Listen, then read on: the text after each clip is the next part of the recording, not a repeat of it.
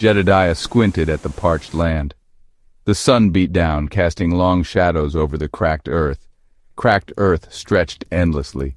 It was a desolate sight, one that had become all too familiar.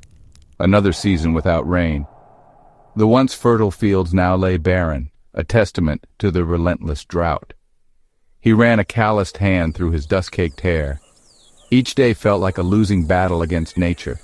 The weight of worry felt heavy on his shoulders. Every decision was fraught with uncertainty. His wife Martha stood on the porch of their weather-beaten farmhouse. She was a pillar of strength, but even she was beginning to show signs of wear. Her face, etched with worry lines, softened when she saw him. Despite everything, they found solace in each other. She held their youngest, Caleb, a tow-headed boy with eyes full of innocent curiosity. He was too young to understand their situation. "Any better, Jed?" she asked, her voice barely a whisper. The hope in her eyes was heartbreaking.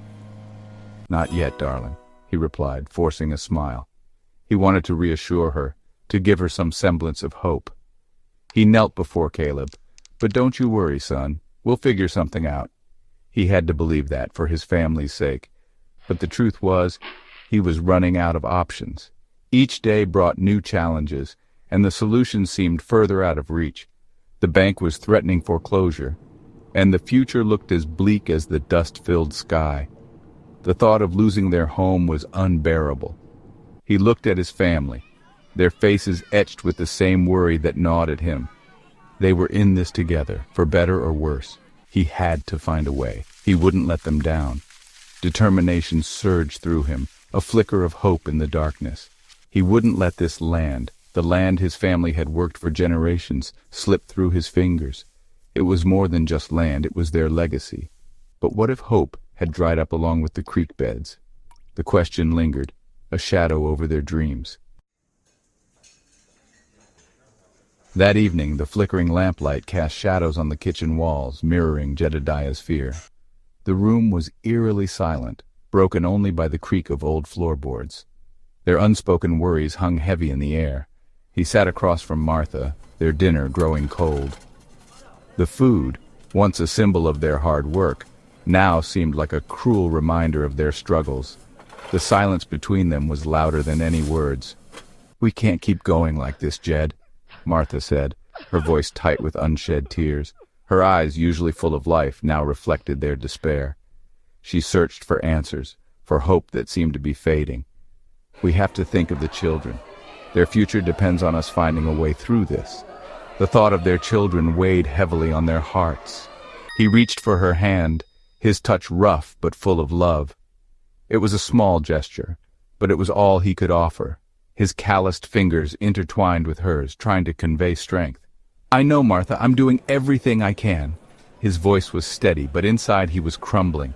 He had to stay strong for her, for their family.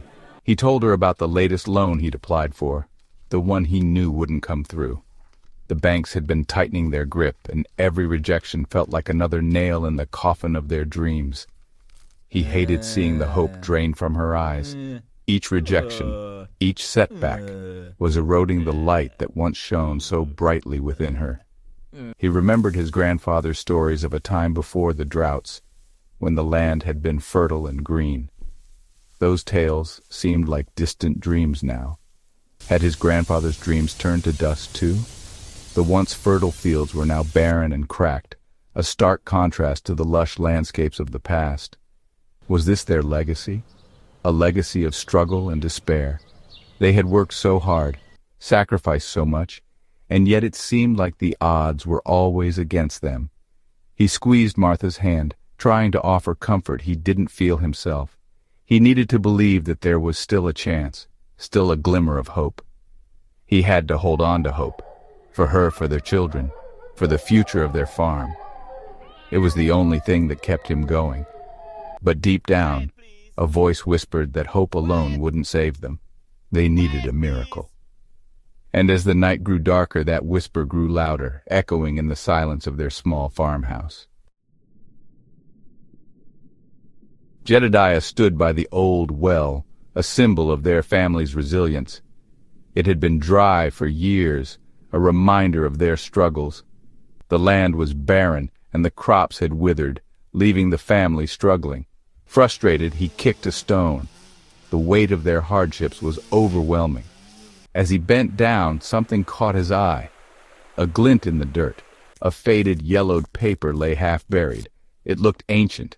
He picked it up, brushing the dirt away. It was a document of importance. A geological survey map from 1888 showing the land as it was. His grandfather's handwriting marked the well's location. But there was a red circled notation.